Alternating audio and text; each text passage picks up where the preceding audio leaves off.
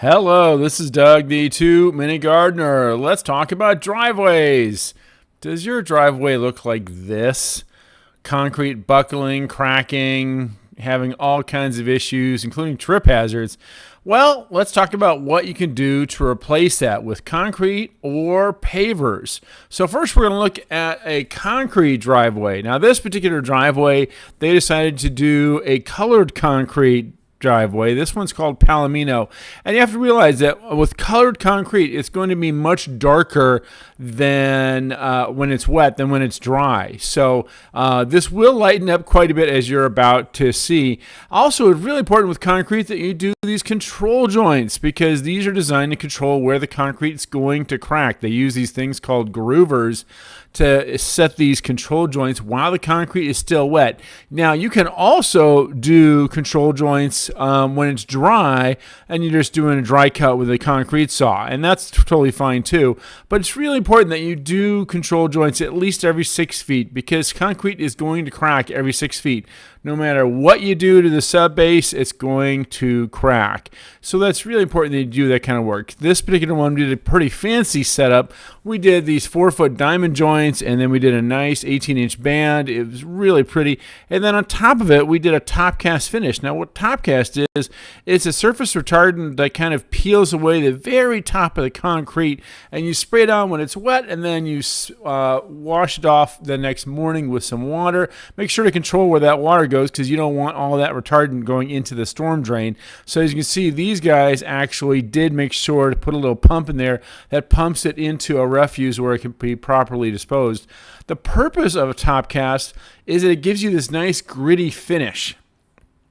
And this really helps make it slip resistant. Really great for driveways where you have a little bit of a hill and you're worried about slipping walking up and down the driveway. But I also recommend it for pool decks, walkways, anywhere that you can have concerns about slip resistance. So again, here's the finished product. This is what it dried out to look like. But you can also do concrete driveways with artificial turf mixed in, or pavers on the side as well. This is one we actually retrofitted. We took out the sides, added the pavers to the side, and did a really nice combo job. So now let's talk about paver driveways. Important that when you're talking about pavers that you make sure you still do a really big sub base. So you need to do the crushed gravel at least 4 to 6 inches, depending on the soil you have underneath it, to make sure those pavers are stable. The big advantage of pavers, of course, you get these wonderful color combinations, patterns in the pavers, including these circles. These are these diamond circle medallions. They're really beautiful. And so pavers are really a great way to make the driveway look the same. But here's the amazing part. It costs about the same. Pavers will cost about the same as a colored concrete with expansion joints. So those two driveways you saw, they came in at about $20. And so, something to keep in mind. Obviously, gray concrete is going to be a little less cheaper. But so that's kind of the comparison between the two. Pavers are going to be more expensive than plain concrete. But when you're talking colored concrete with lots of fun expansion joint patterns, it's going to be about the same. Well, big shout out to Juan with Unique Landscaping. He did a great job on all these driveways. And if you enjoyed this video, make sure to hit that like button and subscribe to get more of my garden videos.